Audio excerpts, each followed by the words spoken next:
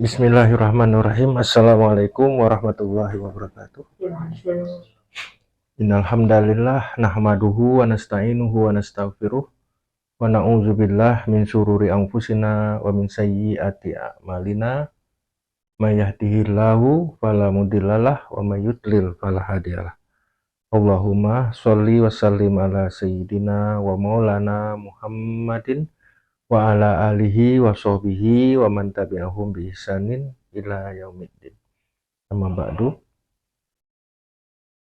Alhamdulillah, kita aturkan puji dan syukur kepada Allah Subhanahu wa taala yang sampai saat ini Allah masih berkenan memberikan kita nikmat iman, Islam, nikmat kesehatan, nikmat kesempatan, sehingga dengan nikmat ini kita masih bisa berkumpul bersama.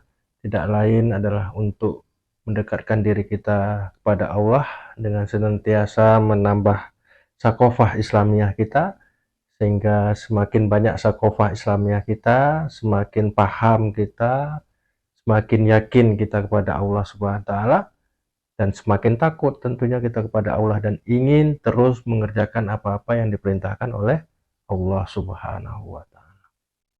Salawat serta salam semoga senantiasa tercurahkan kepada junjungan kita Nabi Agung Muhammad Sallallahu Alaihi Wasallam, sebaik-baiknya makhluk yang pernah Allah ciptakan di muka bumi ini, sebagai uswatun hasanah, sebagai suri toladan, sebagai penunjuk jalan pada semua manusia untuk bisa bertemu dengan Allah Subhanahu wa taala, dan Allah ridho menggeret tangan-tangan kita terutama yang hadir di majelis ini dan semua saudara kita yang seiman seakidah ke dalam surganya Allah Subhanahu wa taala. Amin ya rabbal alamin. Baik, alhamdulillah kita kemarin sudah masuk pada pemecahan akidah 2 ya. Jadi pemecahan akidah 1 sudah selesai, akidah 2 plus kemarin endingnya sedikit itu pemecahan akidah 3. Way of life-nya itu di situ, kemana kita, dari mana kita hidup, untuk apa Allah menciptakan kita hidup, dan mau kemana kita setelah hidup ini. Nah, sedikit kita ulang ke belakang ya, karena setelah ini agak berat kajiannya. Habis ini masuk pada kajian kodok kodar. Paham kodok kodar? Rukun keberapa? Rukun Islam atau rukun iman? Rukun Islam. Rukun iman yang ke-6. Amanu billah wa malaikatihi wa kutubihi wa rusulihi wa yaumil akhiri wa qada qadrihi. Nah, ini termasuk kajian yang agak berat. Nanti dibaca dulu. Saya udah kirim materinya ke grup. Nanti tinggal ya. Ya, nah tak kirim di grup, nanti tinggal dibuka, dibaca dulu, biar besok ada diskusinya, gitu. Ya, ini kemarin kita sudah kaji visi tertinggi kita apa? Inna lillahi wa inna ilaihi roji'un.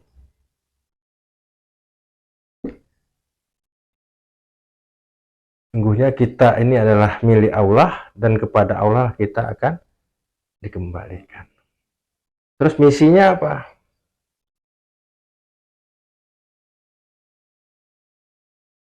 Rabbana atina fid dunya hasanah wa fil akhirati hasanah wa qina azabannar.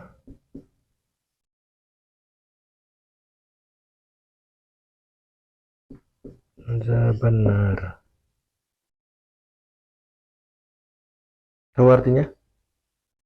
Sering dibaca ini? Tahu artinya Mbak Dila? Rabbana atina di dunia hasanah wa fil akhirati hasanah wa qina azabannar. Tahu artinya? Lupa. Masya Allah, gimana mau dikabulkan? Artinya aja lupa, tidak tahu maksudnya apa. Ya Allah, berilah pada kami di dunia kebaikan, kebaikan di dunia hasanah, kebaikan dunia, wafil akhirati hasanah, dan kebaikan akhirat, wakina azabannar, dan jauhkanlah kami dari azab neraka. Kebaikan akhirat, kebaikan dunia dan akhirat.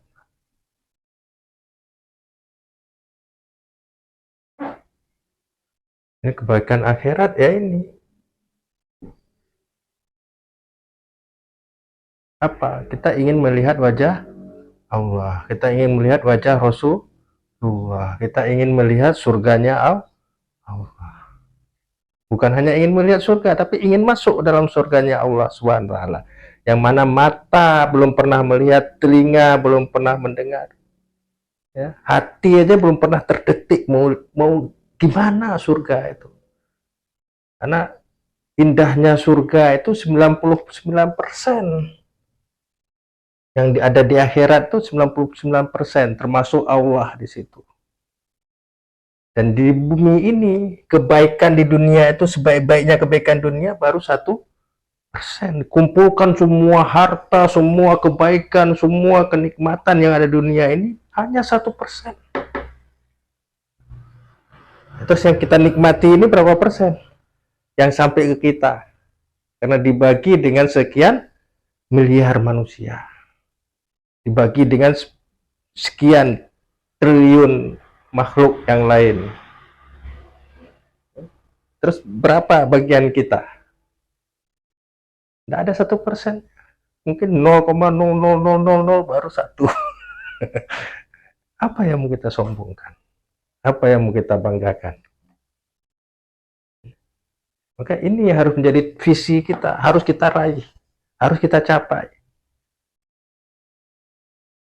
Karena suka atau tidak suka, kita pasti akan dikembalikan kepada Allah Subhanahu wa Ta'ala.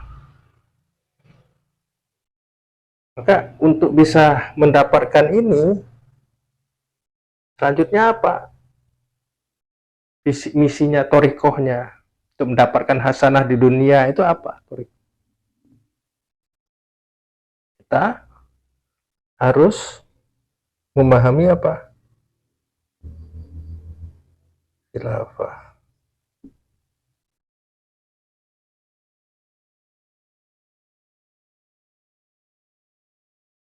Kenapa harus khilafah?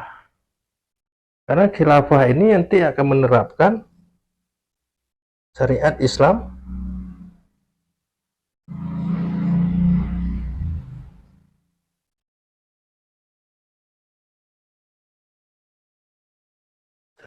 kafah, syariat Islam yang sempurna. Apa syariat Islam yang sempurna? Ibadah,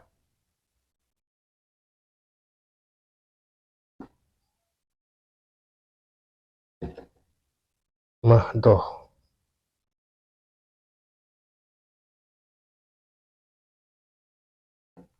ibadah nafsiyah, ibadah muamalah.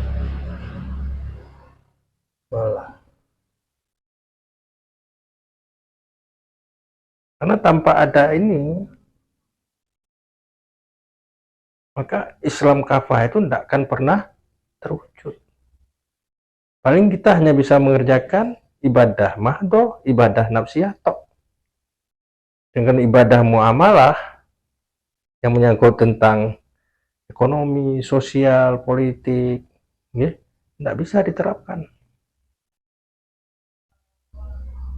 Padahal disinilah yang dijelaskan oleh 90% ayat Al-Quran. Ini 5%, Ini 5%.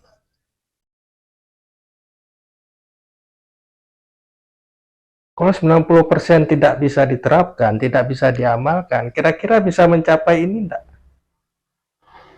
Dapat hasanah di dunia enggak? Berapa banyak sekarang umat Islam yang hidupnya seperti buih di tengah lautan? Banyak, tapi tidak berkualitas. Hanya di pinggir-pinggir saja. Bersama dengan sampah-sampah. Yang pinggir-pinggir ini bomba air kan sampah-sampah, buih-buih. Kenapa? Karena ini 90% ini diabaikan, diganti dengan sesuatu yang datang dari manusia, bukan yang datang dari wahyu. Seperti kita gaji kemarin. Maka di sini turun lagi nanti harus ada azam dari kita. Setelah kita memahami ini, apa? Inna sholati wa nusuki wa mahyaya wa mamati lillahi rabbil alamin. Sungguhnya sholatku, hidupku, ibadahku, hidupku, matiku hanyalah untuk Allah, Tuhan semesta alam.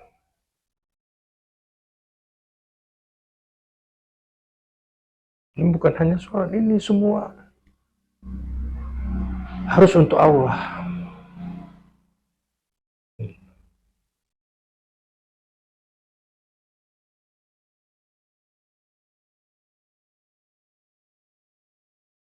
Dan untuk kalau kita hanya mengerjakan secara individu, bisa hanya sebatas ini toh. Bahkan sholat aja itu sangat sempurna kalau bisa dikerjakan secara berjamaah. Itu sholat, padahal masuk ibadah toh.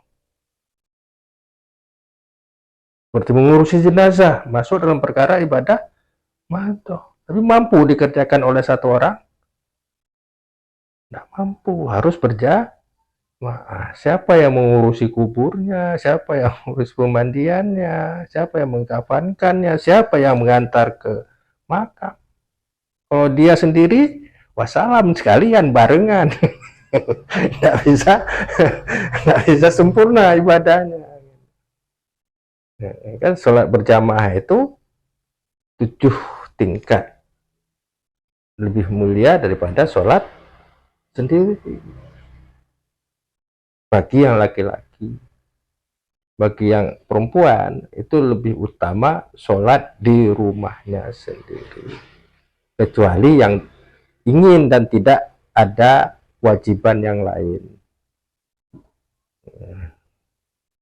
Tapi afdoliyatnya dia lebih utama sholat di rumah.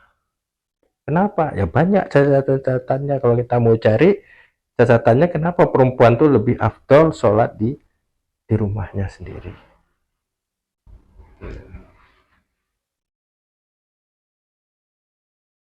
Nah ini kembali kepada ini lagi nanti. Setelah inna sholati kita ini kembali lagi, kok tidak akan bisa kita mengerjakan ini kalau kita tidak mempunyai akidah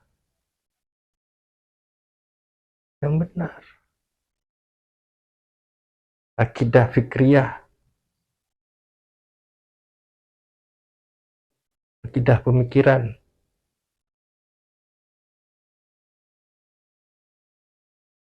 Bagaimana mengolah gorizah kita, mengolah nafsu.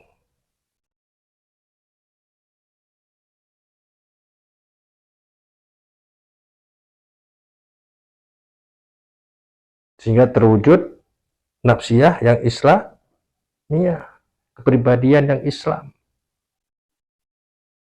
Maka di sini kita butuh yang namanya ilmu, tolabul ilmi.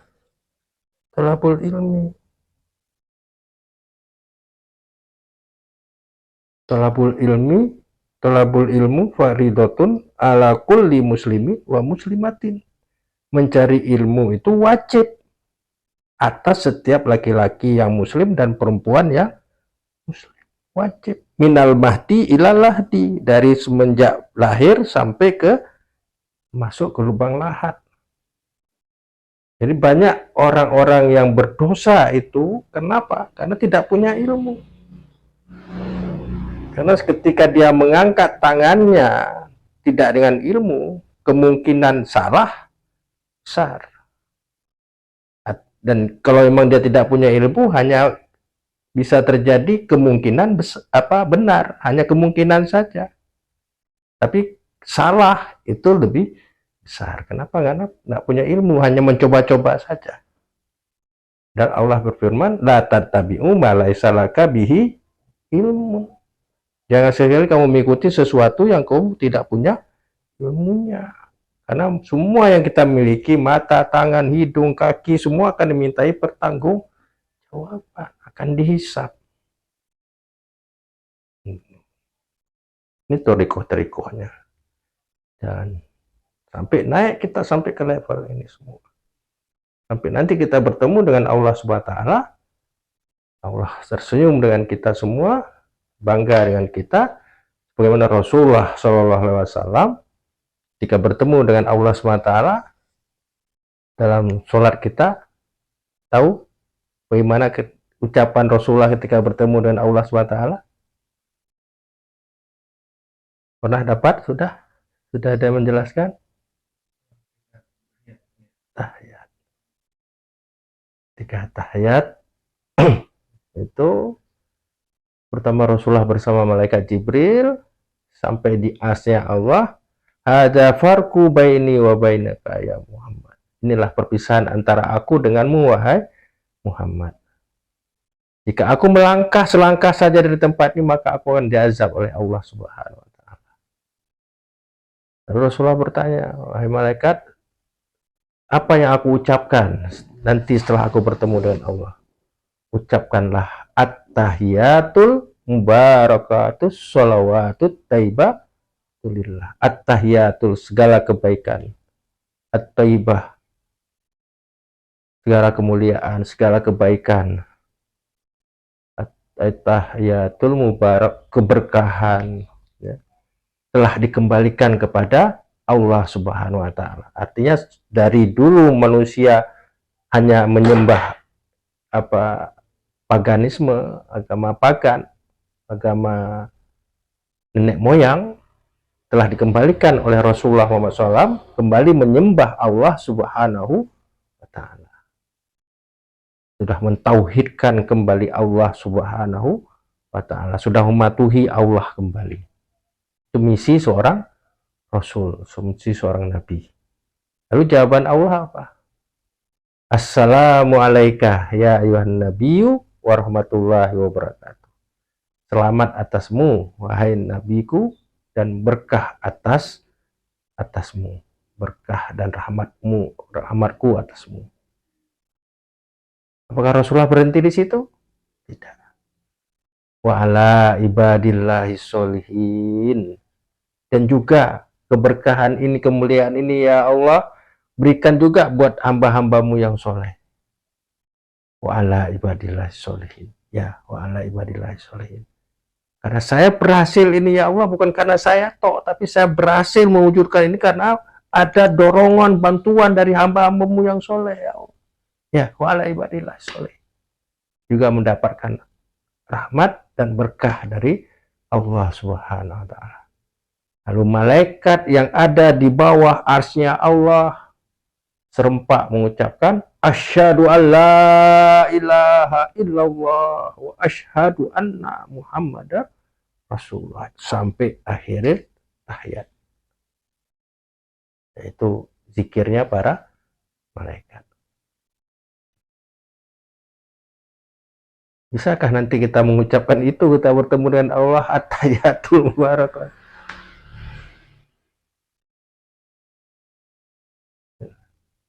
Atau ketika bertemu dengan Rasulullah, ya Rasul, saya umatmu.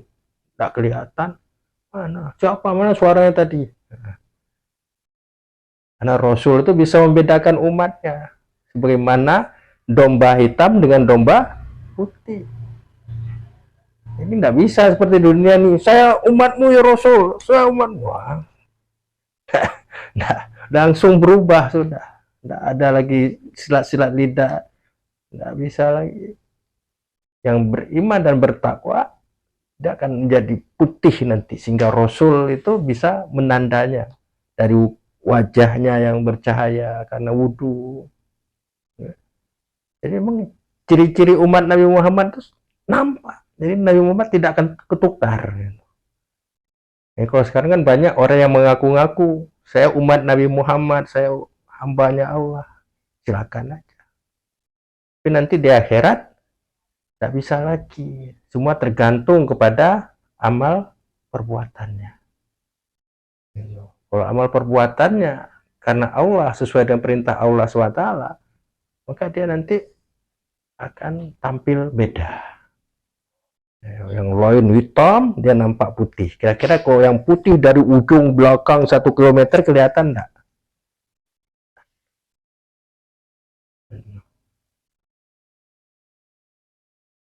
Nah, nanti ketika kita kaji kodok kodar, ini akan lebih jelas. Nah, karena kita kajian kita baru pemecahan akidah 3, nah ini kalau saya ringkasannya seperti ini, biar mudah diingat. Setuju enggak dengan konsep seperti ini, Mbak Dila? Setuju enggak? Kalau enggak setuju di mana? Yuk kita bahas kan gitu.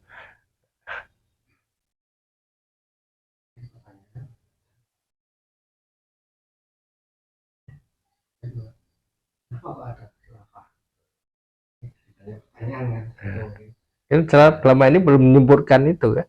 Iya kan enggak. Selama ini kan dengar tentang masalah khilafah, mungkin kan karena muda yang lalu kadang nggak jelas. Iya. Seperti ini.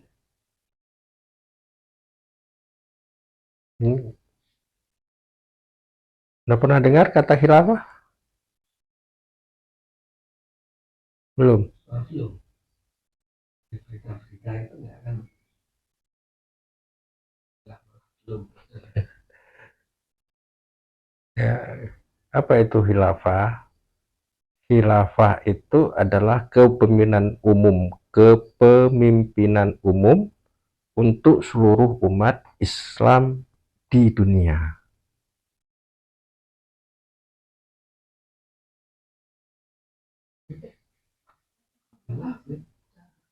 Ya, Kafilah apa? Khilafah ya lain. kafilah itu kelompok dagang, rombongan, itu kafilah.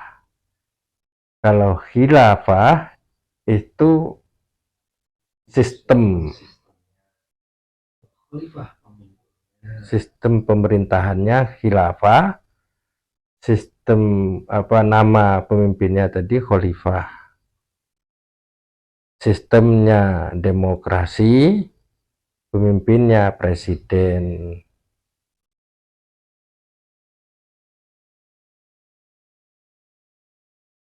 Khilafah itu tadi apa definisinya? Kepemimpinan umum untuk seluruh umat Islam yang ada di dunia. Jadi bukan hanya untuk yang ada di Indonesia saja. Di semua seluruh dunia nanti satu pemimpinnya. Nanti kita dalami lagi 3 masa Islam. Di sini dah paham? Udah bisa dipahami? Udah ada rekamannya tuh, nggak usah dicatat. Tinggal diulang-ulang aja.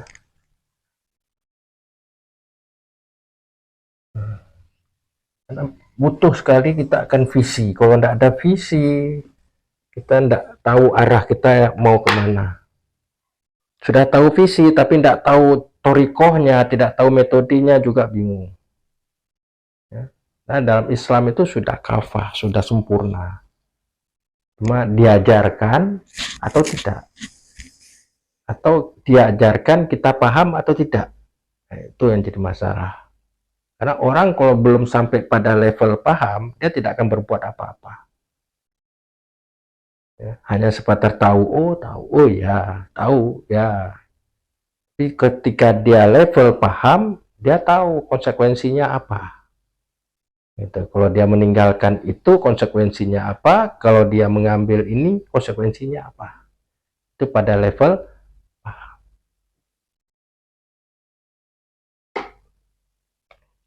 Jadi sekarang masa depan dulu.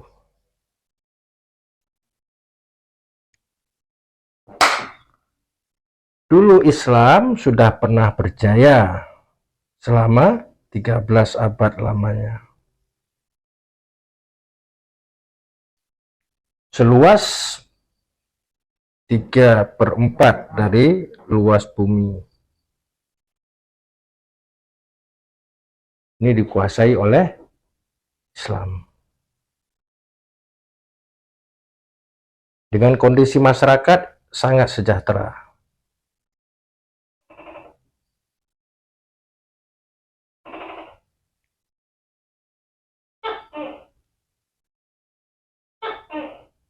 Dan banyak nanti fakta-fakta yang bisa kita gali. Ya. Sekarang kita lihat bagaimana kondisi umat Islam terbelakang.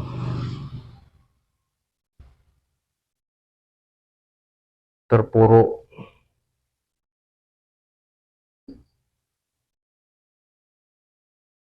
Tidak ada pemimpin.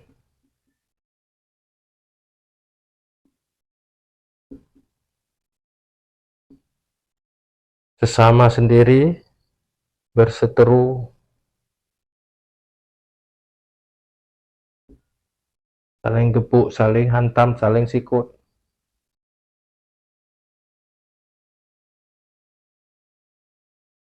Harta dikuasai asing.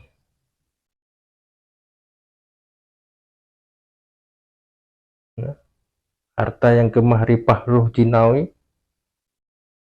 tambang-tambang itu semua bukan asing sama asong.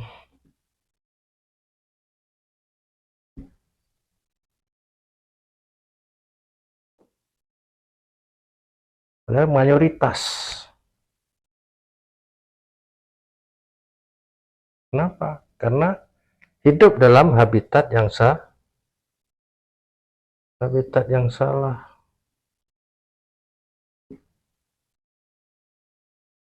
Ini sejahtera karena hidup dalam habitat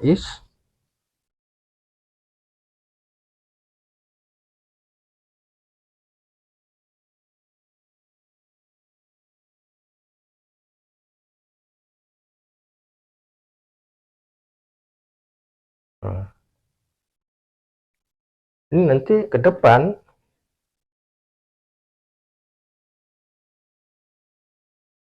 kita akan kembali hidup dalam kondisi yang lebih sejahtera dari dulunya.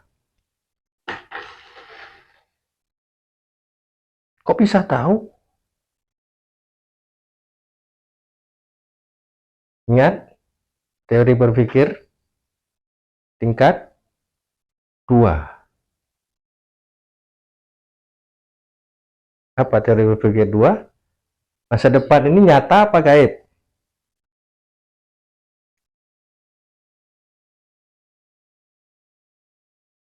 Gaib. Itu berarti membutuhkan dalil.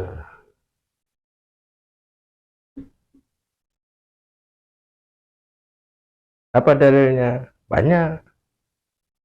Salah satunya hadis Rasulullah SAW yang diriwayatkan oleh Imam Ahmad, takunu nubuwatan fikum. Kamu hidup di zaman nubuah. Artinya Rasulullah masih hidup. Fase pertama.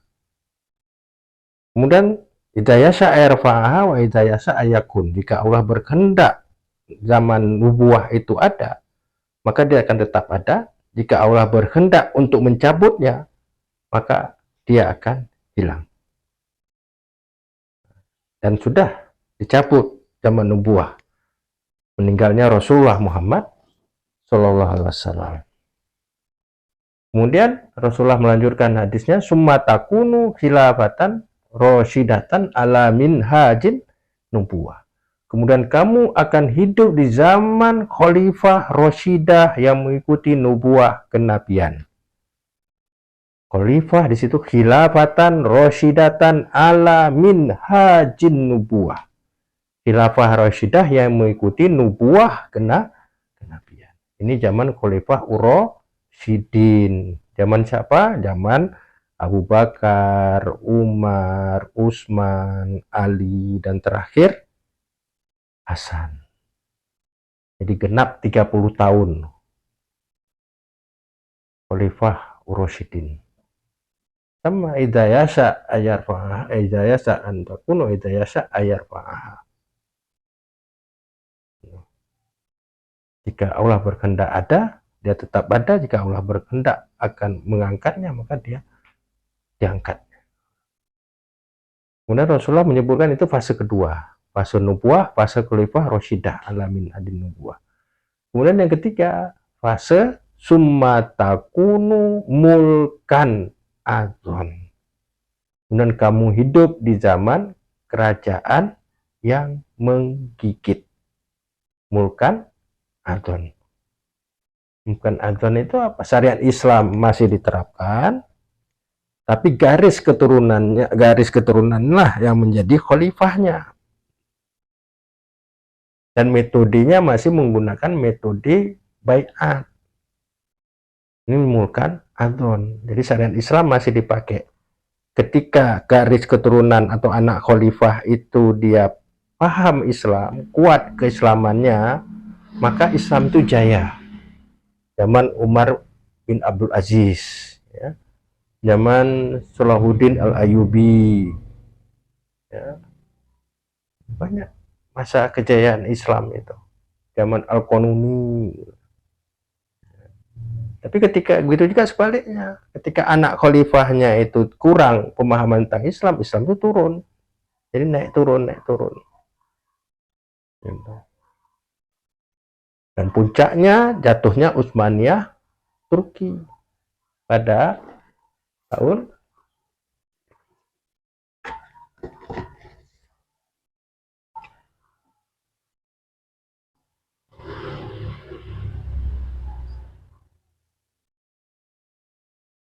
1924.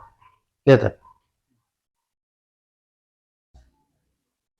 3 Maret 1924. Maka sejak tahun itulah umat Islam tidak punya pemimpin lagi. Jadi syariat Islam sudah tidak digunakan lagi dalam mengatur kehidupan.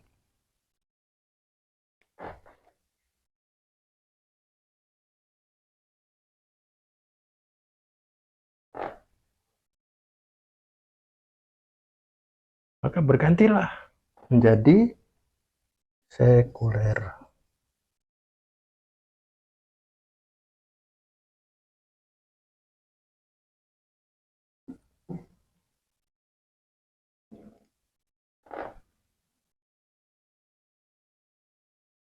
Inilah yang disebut dalam kelanjutan hadis tadi, summa takunu mulkan jabrian.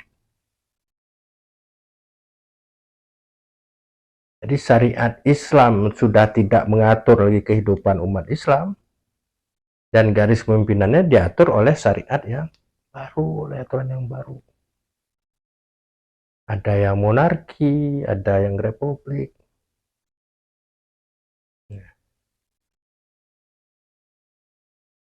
Kemudian ini juga akan berakhir. Cuma kapannya masih dirahasiakan. Gitu. Supaya kita mau bersungguh-sungguh.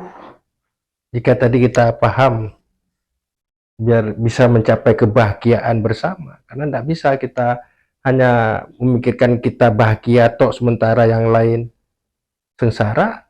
Ingat kemarin di tujuan hidup kita, berapa banyak dosa kifayah yang terabaikan ketika kita abai dengan kondisi saudara kita.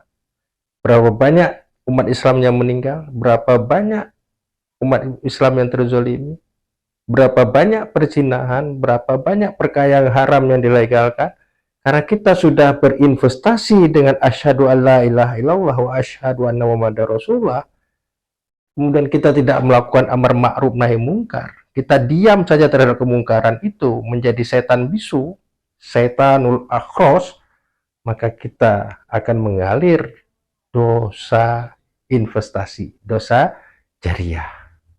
Kecuali mereka yang berusaha semaksimal mungkin tapi tidak bisa mewujudkannya, sama seperti orang ngurusi jenazah tadi, itu kan fardu kifayah, sama dengan ini fardu kifayah. Tapi dia sudah berusaha memandikan, pingsan dia, bangun lagi, aduh tidak kuat aku, pingsan lagi, udah meninggal misalnya, udah dia tidak berdosa karena dia sudah berusaha melaksanakan perintah Allah. Yang lain-lain, yang diam-diam, yang tidak mengurusi, semua berdosa.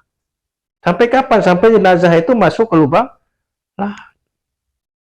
Demikiannya sampai kapan? Sampai Islam kembali tegak.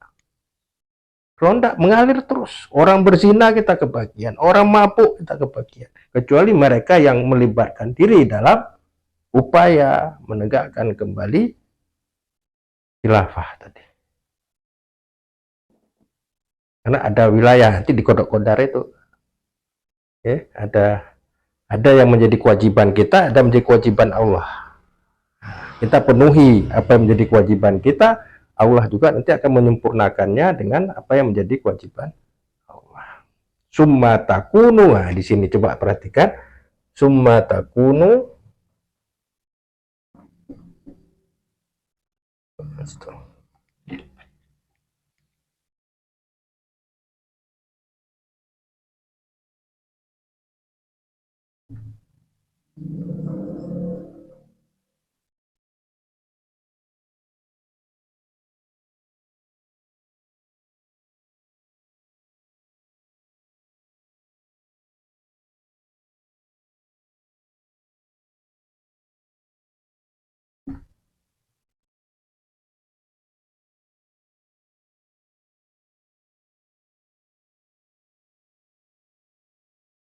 summa takunu khilafatan rosyidatan ala minhajin nubuwah. Sama seperti ini. Takunu khilafat, takunu nubuwatan fikum, summa takunu khilafatan rosyidatan ala minhajin nubuwah. Ini setelah mulkan jabriyatan, summa takunu khilafatan rosyidatan ala minhajin nubuwah. Ini bisyarah Rasul. Apakah Rasulullah berbohong? Rasulullah tidak pernah berbohong.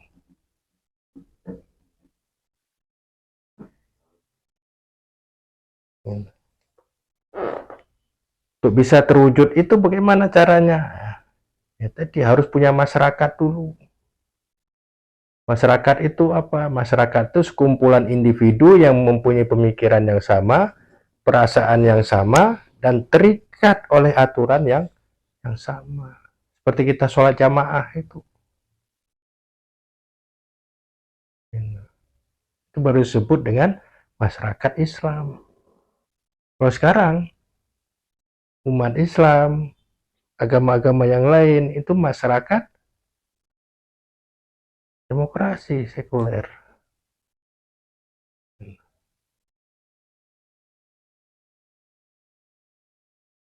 Itu. Jadi khilafah itu pasti akan datang. Suka atau tidak suka kita, itu ajaran Islam. Pasti akan kembali. Jadi orang-orang kafir itu cuma bisa menghalangi tok, tapi tidak bisa memadamkannya. Memperlambat, ya. Segala macam konspirasi mereka lakukan untuk supaya tidak tegaknya kembali khilafah Rasyidah ala minhajin nubuwah. Itu, Mbak. Dan ini harus sesuai syariat, tidak bisa. Bukan hanya level ormas, bukan hanya level sebuah negara, tapi khilafah itu level internasional. baru bisa terwujud. Kalau memang masyarakat internasional, ya seluruh masyarakat di dunia ini sudah menerima khilafah, sudah mempunyai pemikiran yang sama, perasaan yang sama, dan mau terikat dengan aturan yang sama. Bagaimana caranya? Nanti kita kaji. Semua ada tadi metodenya, ada tuntunan dari Rasulullah Muhammad Sallallahu Alaihi Wasallam. Kalau pakai akal nggak kuat, karena ini nubuah, harus ngikutin nubuah. Summa takunu khilafatan rasyidatan ala min hadin nubuah. Baru bisa tegak kembali kalau mengikuti nubuah kenabian.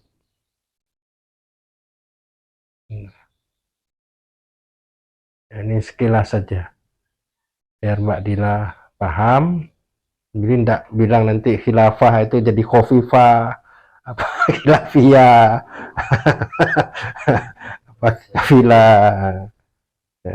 Jadi enggak, itu ajaran Islam, Mbak. Khilafah itu ajaran Islam. Itu yang tidak boleh kita tolak, harus kita pahami dengan benar, dan bukan suatu ancaman bagi umat Islam. Pasti akan memberikan rahmat. Karena janji Allah, janji Rasulullah. Gitu. Ini janji Rasulullah. Rasulullah sudah melihat, maka Rasulullah menyampaikan. Jadi Rasulullah itu sudah dilempit-lempit bumi ini seperti buku, jadi Rasulullah bisa buka-buka kapan saja. Bahkan sampai Hasan itu kepalanya dipenggal, Rasulullah sudah tahu. Jadi selalu dicium, asal dicium selalu di lehernya. Sedangkan Husain itu dicium di mulutnya. Kenapa? Karena diracun. Rasulullah sudah tahu, tapi tidak boleh menyampaikan itu, kecuali diperintahkan oleh Allah untuk menyampaikan, baru Rasul menyampaikan. Kalau semua Rasulullah menyampaikan apa yang beliau lihat, apa yang beliau dengar, udahlah, tidak ada yang hidup manusia ini. Semua stres semua. Lewat depan kuburan, lihat suara orang digebukin dan sebagainya. Cerita ke rumah ke istrinya, langsung pingsan, istrinya meninggal. Karena wahyu itu tidak, seperti saya sampaikan kemarin, itu berat. Wahyu itu bukan hanya Al-Quran. Al-Quran itu kauliyah. Sedang kauniyah itu yang berat. Gitu. Dan Rasulullah punya kemampuan jiwa yang besar, sanggup bisa memilah-milih mana yang harus disampaikan, mana yang tidak harus disampaikan.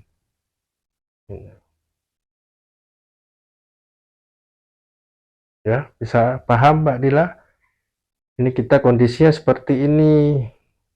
Dulu pernah berjaya, sekarang dijatuhkan oleh Mustafa Kemal Atatürk, itu seorang Zionis Yahudi di Turki, dan jatuhnya itu juga sudah dipersiapkan 100 tahun lamanya sebelum masa kejatuhannya.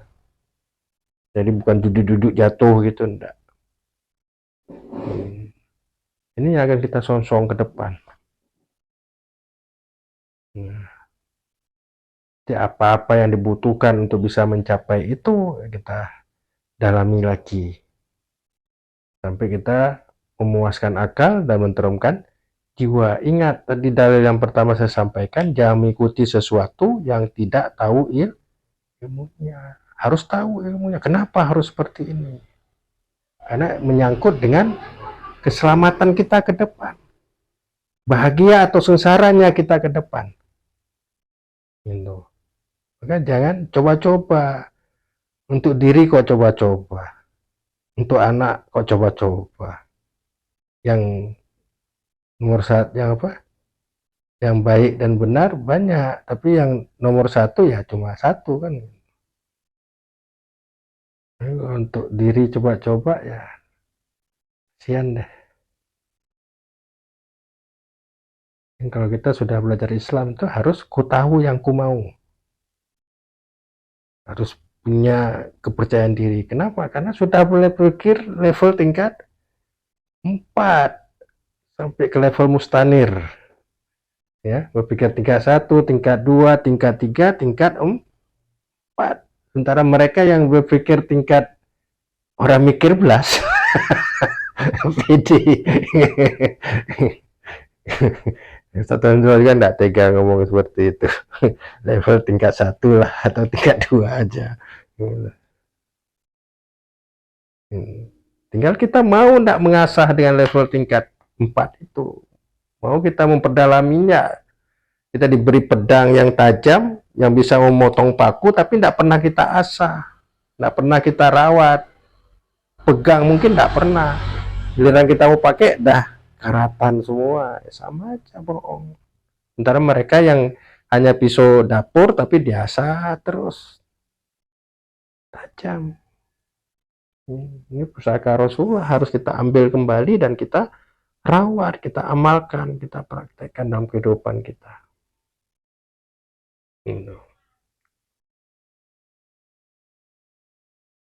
Oke, ada yang mau diskusikan?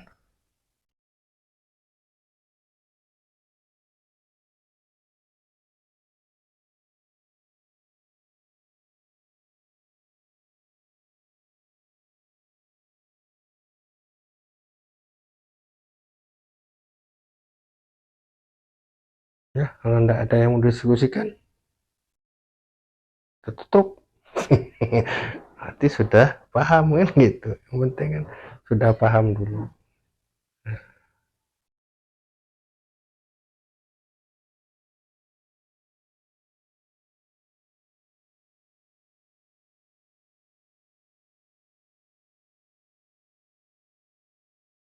Kira-kira untuk masa sekarang ini juga,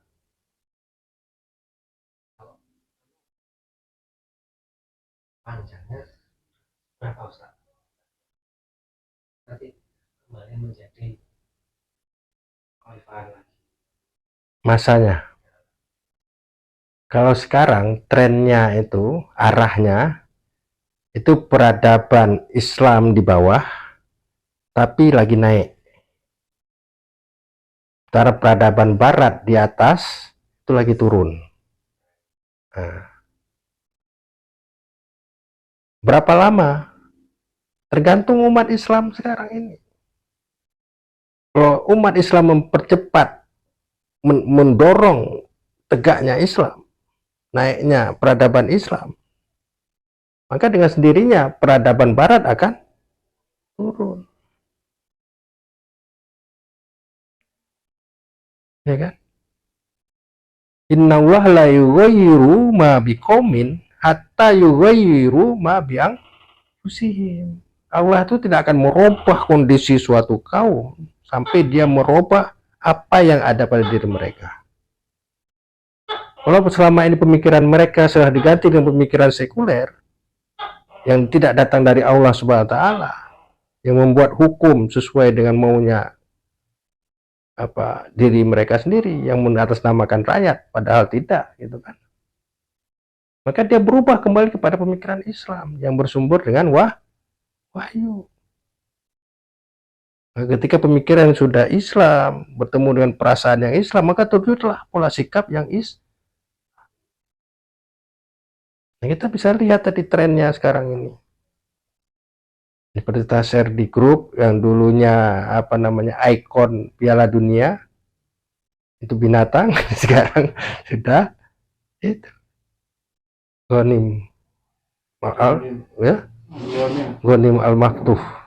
Nah, itu anak yang cacat. Iya, dia awalnya cacat, anak yang cacat kan. Kemudian ada penyakit apa yang dia punya itu, hingga dimutasi atau memang semenjak bayi sudah hilang juga saya tidak tahu, tapi dia masih punya semangat yang luar biasa untuk bangkit dan mempunyai usaha yang cukup sukses di sana.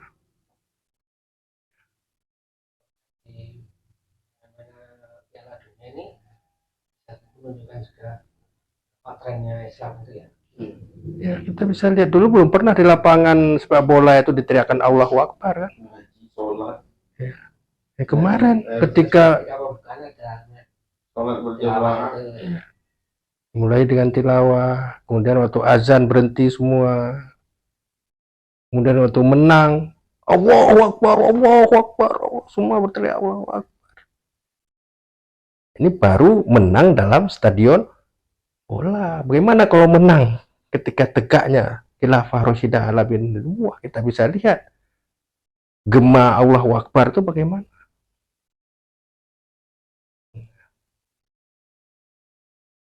Itu kita sudah terharu di situ.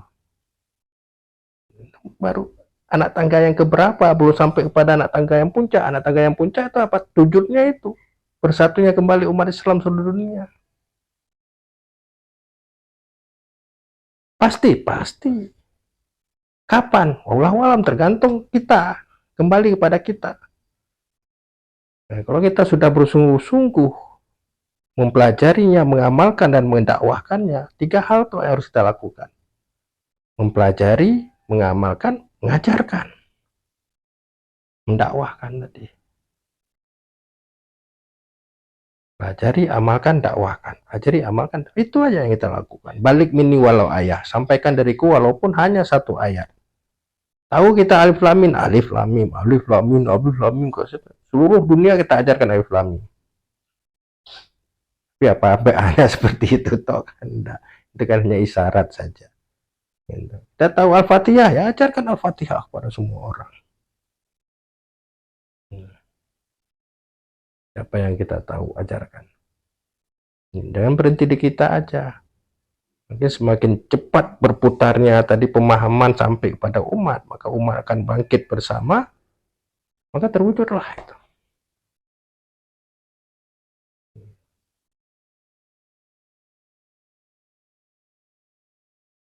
Apakah trennya sudah dekat? Ya, kalau saya melihat sudah sangat dekat. Dan nanti kita akan belajar metode dakwah Rasul, bagaimana dakwah Rasul. Ya, ada fase-fasenya kan dakwah Rasul. Nah, kita sekarang sudah di fase tolabun nusroh. Apa itu tolabun nusroh? Nah, nanti panjang lagi kalau saya cerita.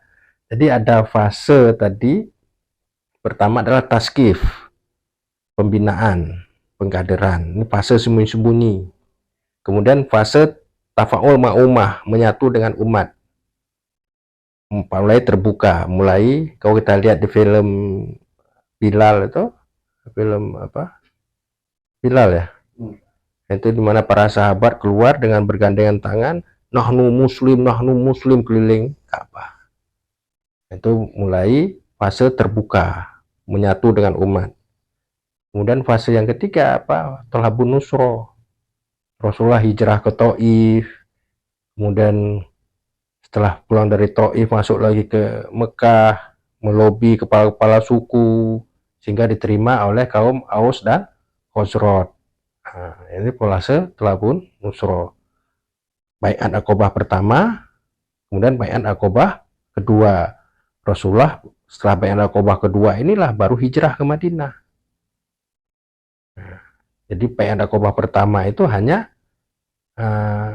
mengakui bahwa Rasulullah itu sebagai Nabi. Masuk Islamnya orang-orang Aus dan Khazraj. Lalu pulang lagi ke Madinah.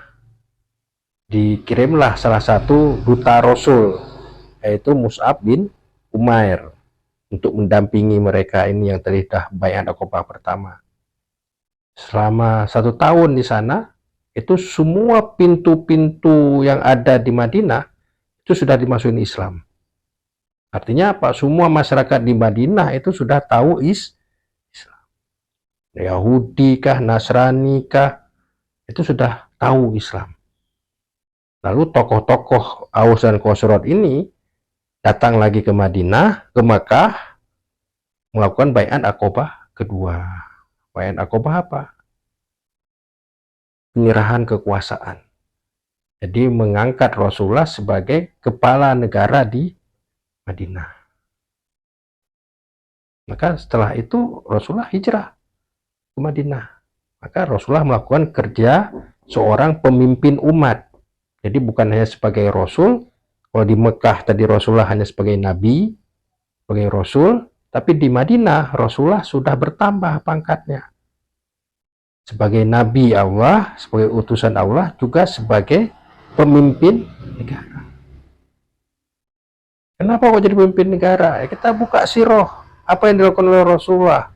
Rasulullah membentuk pasukan perang. Siapa yang bisa membuat pasukan perang? Presiden. Tidak boleh Pak RT. Tidak boleh kepala ormas. Seperti Banser itu ya tidak boleh, sebenarnya hanya mengamankan pengajian aja, tidak boleh ganggu ormas-ormas yang lain, dia harus ngurusi ormasnya sendiri. Kalau pasukan perang itu milik negara, dia harus mengayomi semua masyarakat, penduduk, dan dia menjaga negara dari serangan luar. Itu dibentuk oleh Rasulullah. Kemudian apalagi tugas Rasulullah di Madinah itu? Rasulullah pertama sampai di Mekah itu, di Madinah itu menyurati Kisro-Kisro. Kisro-Kisro ini siapa? Kaisar-kaisar, kepala-kepala negara. Roma, Bizantium, ya, Mukaukis. Siapa yang bisa menyurati kepala-kepala negara? Presiden-presiden level kita sekarang ini. Pak RT, didengar enggak? Nggak bakal didengar, cuma Pak RT atau Pak Lurah.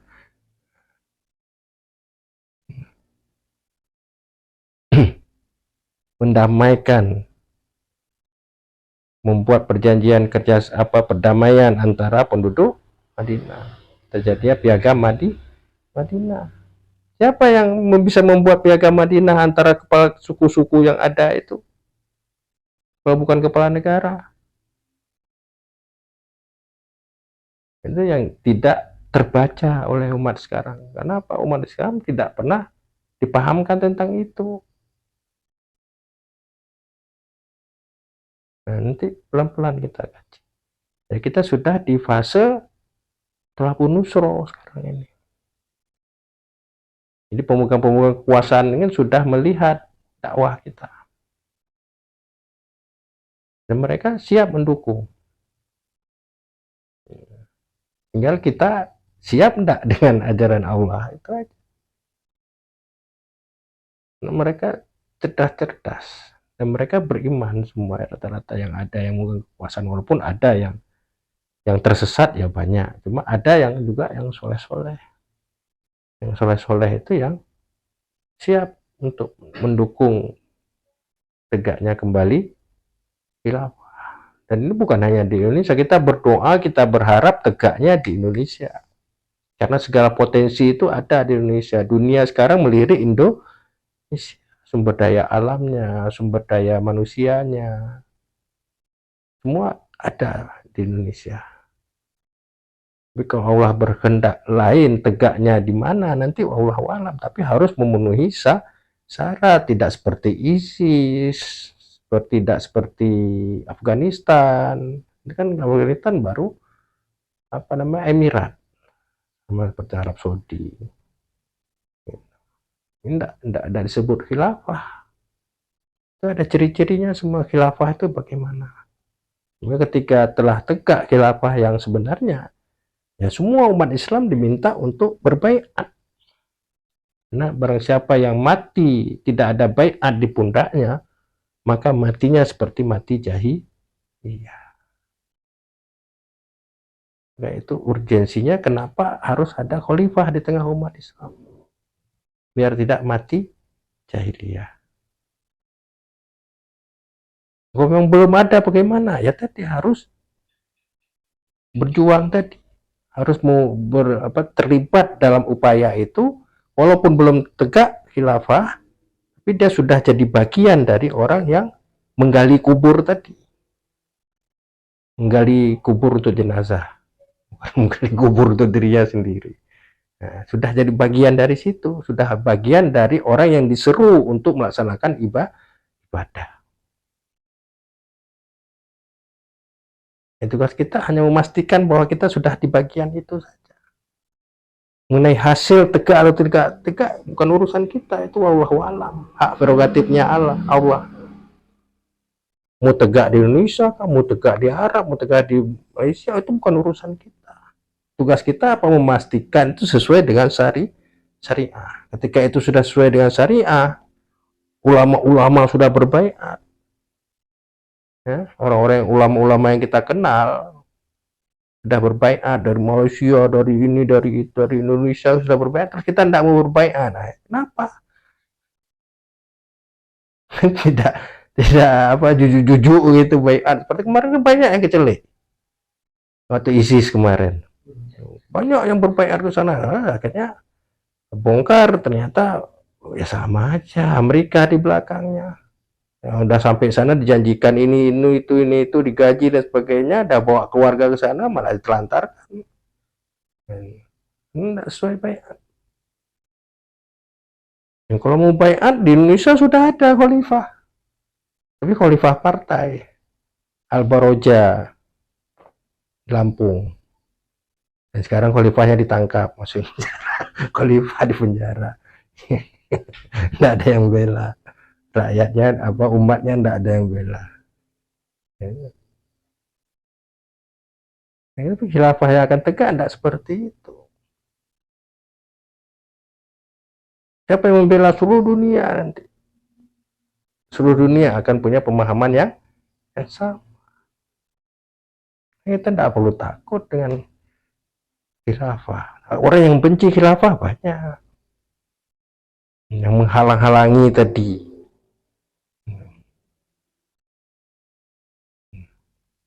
Kalau kita sudah tahu, tidak perlu takut. Kita jalani aja. Kalau dulu awal-awalnya Islam aja, masa baru ngajak ke tauhid aja kan udah dikejar-kejar, dibunuh, disiksa dan sebagainya. Belum ngajak untuk mewujudkan kembali syariat Islam yang telantar. Baru ayo kita kembali kepada menuhankan Allah. Jangan sembah Lata dan Uzza. Udah disiksakan keluarga Yasir bagaimana, itu baru ajaran tauhid di Mekah. Ada yang ditusuk pakai bambu, pakai apa tombak dari bawah sampai ke ubun-ubunnya keluarga Yasir. Bilal birobah diimpit pakai batu tengah terik padang pasir. Memang mereka didikan Rasulullah, ditaskif, dibina oleh Rasulullah sampai puas akalnya, pemuasan akal dan apa ada kemantapan di situ sampai memuaskan akal, menenteramkan jiwanya. Udah dia rela. Tahu dia visinya itu bukan di dunia, tapi visi dia untuk di akhirat. Dia sudah yakin betul dengan surga itu, sudah nampak. Maka ketika Rasulullah melihat keluarga Yasir itu, Rasulullah cuma berdoa, sabar wahai keluarga Yasir, sabar, sungguhnya janji Allah sudah sangat dekat. Ya Rasulullah, ya kami sudah melihatnya ya Rasulullah, surga sudah diperlihatkan di depan mata mereka. Apa yang mereka mengkhawatirkan lagi? Kenapa kok bisa melihat surga? Karena sudah ada pemahamannya dalam otaknya, sudah ada kemantapan dalam dadanya. Tidak ada rasa sakit lagi, wala khaufun alaihim wala hum yahzanun. Kenapa? Karena Allah lillahi ta'ala tadi. Bagaimana masih toh dulu di zaman Fir'aun, ya, dicemplung ke dalam minyak yang mendidih. Mulai dari anaknya yang paling kecil 1, 2, 3, suaminya, dia. Allah khaufun alaihim. Karena tahu visinya itu. Betul-betul memuaskan akal dan menenteramkan jiwa. Inna lillahi wa inna ilaihi raji'un. Dan dia yakin akan mendapatkan karunia di sisi Allah nanti. Karena apa? Dia sudah bekerja. Kerjanya apa ya tadi? Menyempurnakan ibadah mahdoh, ibadah nafsiyah, ibadah muamalah. Dan ku tahu yang ku mau. Inilah jalan menuju surga. Ihdinas siratal mustaqim, siratal ladzina an'amta alaihim ghairil maghdubi alaihim waladdallin. Kita harus pastikan itu gitu. Maka kita wajib tolabul ilmu. Jangan ikut-ikutan. Karena menyangkut tentang diri kita, besok berumah tangga, keluarga kita, besok punya anak, punya cucu. Mau kita sesatkan anak kita? Atau kita rela anak kita disesatkan oleh orang lain? Kita harus pastikan bahwa kita ini sedang menuju di jalan yang lurus. Ihdinas siratal mustaqim. Kita yang harus pastikan dulu. Ibarat ada oleh-oleh makanan bawa pulang ke rumah, gitu kan? Kita enggak pernah nyicipi. Tiba-tiba nawari semua, ayo enak ini, enak, enak. Betul seperti itu. Nggak tahu makanannya beracun semua, meninggal semua. Dia enggak makan, dia selamat sendiri. Senang dia, bahagia. Enggak. Ya kita cicipi dulu, kita rasakan sendiri dulu. Enak, manis, pahit, apa, baru kita tawarkan ke orang yang kita sayangi. Nah, tetapi umalasalaka bihi ilmun. Ilmu itu penting. Maka silakan Mbak Dila, nanti Umi Huan juga berbanyak referensi, berbanyak baca. Iqra bismi rabbikal ladzi khalaq. Berbanyak baca. Banyak buku-bukunya, nanti saya bisa kirim, dah waktunya nanti mau di. Jadi kalau ditoto buku itu bisa sampai ke langit. Nah, ilmu Islam itu tidak habis-habis.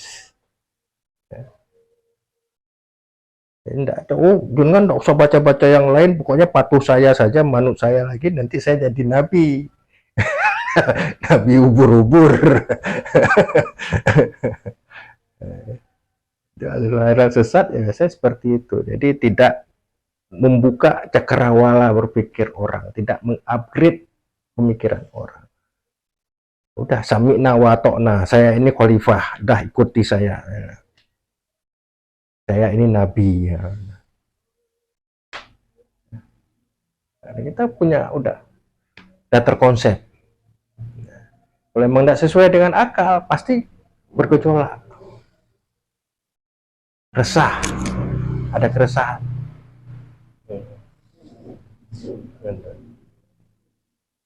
Jadi insya Allah tidak lama lagi. Ya, mari kita persiapkan diri, jangan sampai nanti ketika khilafah tegak, kita tidak bersama. Kalau memang ada yang saudara kita yang mengatakan tadi Imam Mahdi sebagai khalifahnya, nanti kita tidak bersama Imam Mahdi, kita bersama dengan Dajjal.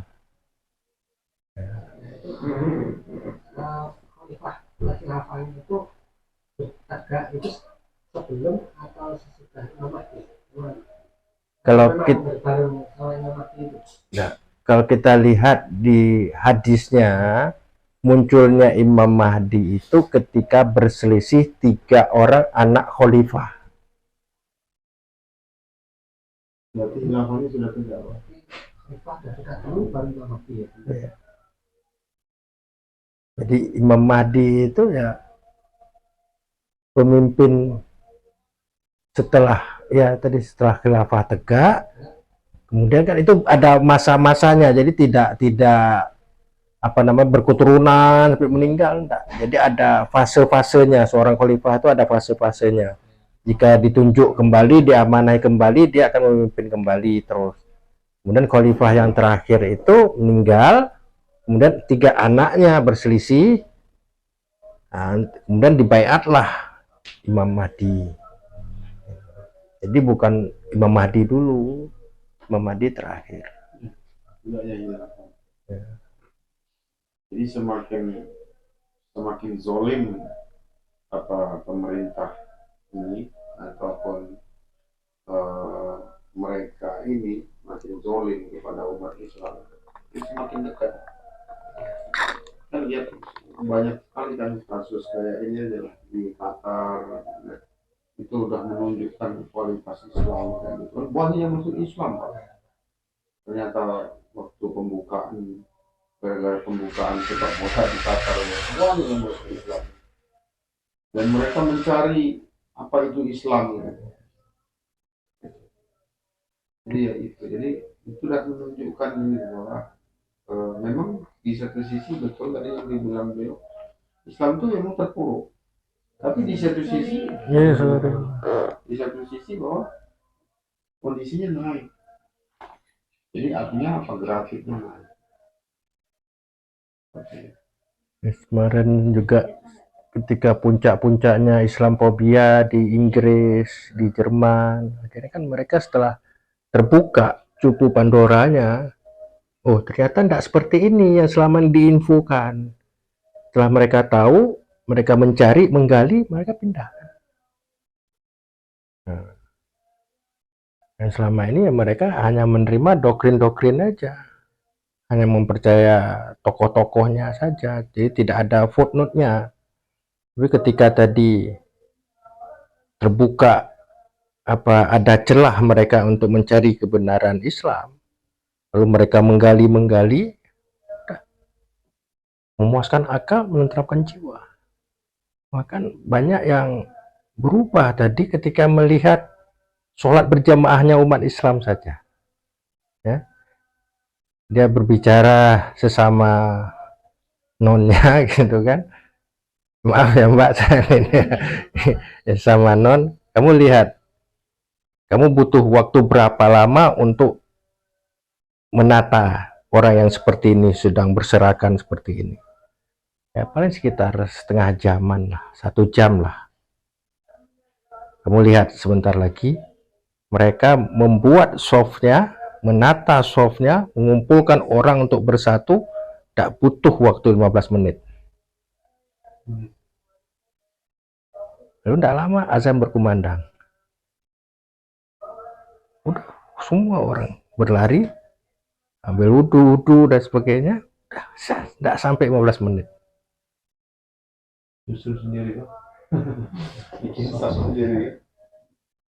Kenapa? Karena emang tadi pemikirannya sama, perasaannya sama, terikat oleh aturan yang sama. Ketika dia sudah paham Islam dengan ini dan dengan perasaannya, udah dia tinggal jalan kemana aja gitu. Jadi bukan hanya sholat, zakat, puasa, haji sampai ke level tertinggi tadi, ibadah muamalah, udah tidak perlu pakai undang-undang nomor 1, undang-undang nomor 2, undang-undang nomor 3, tidak perlu lagi. Karena sudah ada di sini undang-undangnya, dan undang-undang ini tidak akan pernah berubah. Kemanapun dia bawa, undang-undangnya seperti itu dari Allah. Besok dia pindah ke Malaysia, tidak perlu pakai undang-undang baru, udah ada undang-undangnya di sini. Halal, haram, makruh, mubah, sunnah, itu tok undang-undangnya. Pindah ke Amerika ya sama undang-undangnya. Sholat di Indonesia dengan sholat di Malaysia beda apa enggak? Beda enggak? Beda tempat. Caranya sama. Gitu. Itu yang ada. Jadi apa yang berlaku di zaman Rasulullah seharusnya berlaku sekarang. Juga berlaku sampai ke akhir zaman. Tidak akan pernah berubah, tidak boleh berubah. Nah, tadi jawabannya kenapa kok umat Islam sekarang terpuruk, malah yang lain maju? Karena umat Islam meninggalkan ajaran agamanya, dia mundur, terbelakang. Sementara agama yang lain meninggalkan ajaran agamanya, mereka maju. Kenapa? Karena tidak ada dalam ajaran agama manapun yang mengajarkan tentang sistem ekonominya, sistem sosialnya, sistem politiknya. Tidak ada. Boleh diuji, boleh dibuktikan. Tapi Islam punya. Terus muncullah tadi sekuler demokrasi. Apa munculnya sekuler? Kalau kita tarik sejarah itu zaman teokrasi. Dominan gereja di dalam mendoktrin dogma-dogma agamanya dan didukung oleh para isro waktu itu, para raja yang tidak mau mengikuti kemauan gereja ditangkap, disiksa. Salah satu alatnya yang bernama Iron Maiden, sampai sekarang masih ada. Itu seperti kulkas, di atasnya bolong, ada kepala Bunda Maria, terus pintunya berpaku sampai habis darahnya, tinggal. Salah satu juga yang jadi korban itu adalah Galileo Galilei, kalau jenengan dengar. zaman teokrasi itu. Jadi berbeda pemahaman dengan gereja saja. Itu dia mengatakan matahari, kalau tidak salah, saya sering kebalik, matahari mengitari bumi, tapi dia gereja mengatakan bahwa bumi yang mengitari matahari. Karena tidak sepemahaman dengan gereja, ya disiksa, ditangkap, digantung. Ini karena beda pendapat aja. Akhirnya terjadilah pertentangan antara filosof dengan pendeta, untuk para pemikir dengan pendeta. Ambillah garis tengah, serahkan urusan agamamu kepada para pendetamu, serahkan urusan negaramu kepada para filosofmu. Jadi agama tidak boleh masuk ke ranah negara, negara tidak boleh masuk ke ranah agama. Ini sekuler. Dalam istilah Islam itu fasludin anid daulah, fasludin anid hayah. Memisahkan agama dari negara, memisahkan agama dari kehidupan.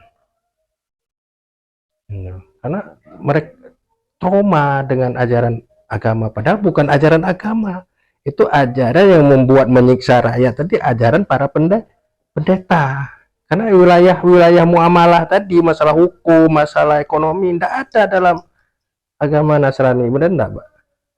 Ada enggak?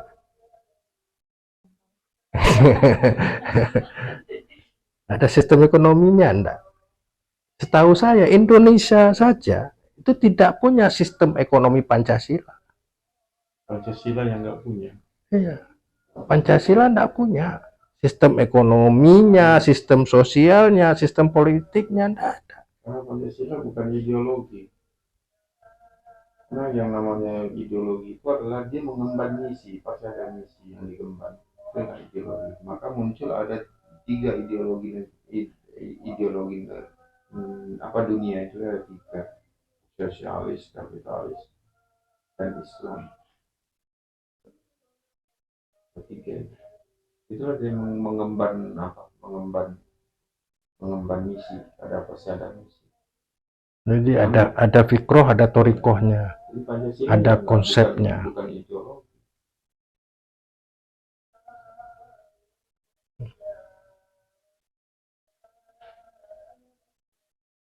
Jadi umat Islam itu tidak pernah trauma dengan agamanya, belum pernah trauma, tidak ada kisah umat Islam trauma dengan agamanya, tidak ada. Diapusi ya, dikhianati ya. Kenapa? Karena umat Islam di akhir-akhir kejatuhannya itu sudah menutup pintu ijtihad, kemudian memisahkan diri dari bahasa Arab. Padahal dengan bahasa Arab itulah dia bisa menggali ilmu-ilmu Islam. Ya, jadi ketika Islam jaya, waktu itu Barat masih terbelakang. Islam sudah bisa membuat kincir air untuk penerangan. Udah bagus jalan-jalannya.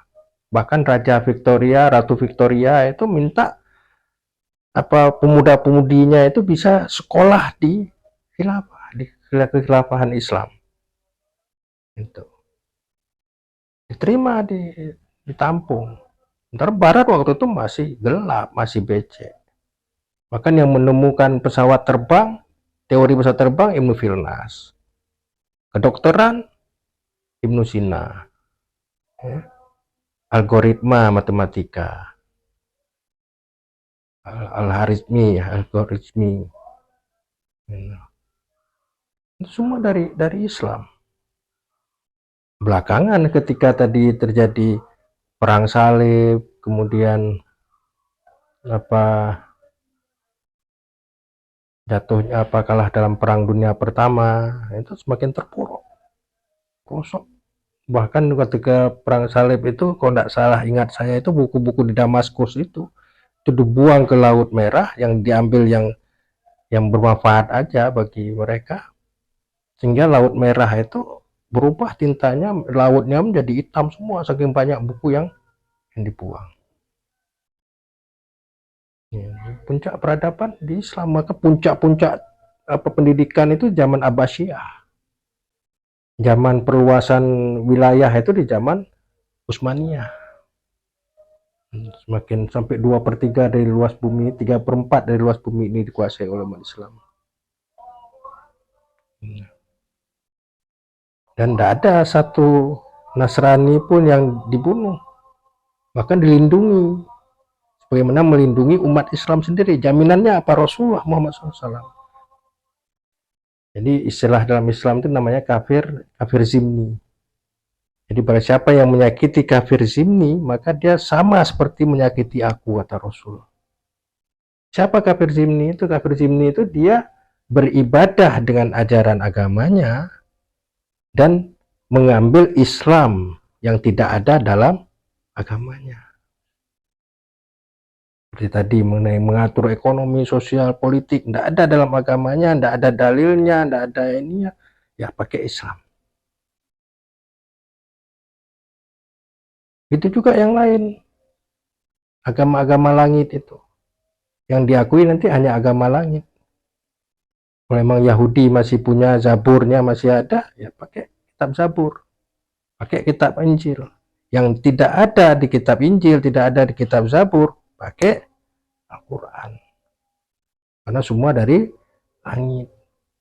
Jangan pakai aturan manusia. Manusia itu punya kepentingan, tidak akan pernah bisa berbuat adil. Pakai aturan Tuhan. Jadi Islam itu penyempurna. Nah, nanti kita buktikan benar tidak Islam itu sempurna. Nah. Ya, karena sudah azan dan tidak ada lagi yang mau didiskusikan, kita tutup dulu dengan membaca hamdalah dan doa kepada majelis. Alhamdulillahirabbil alamin.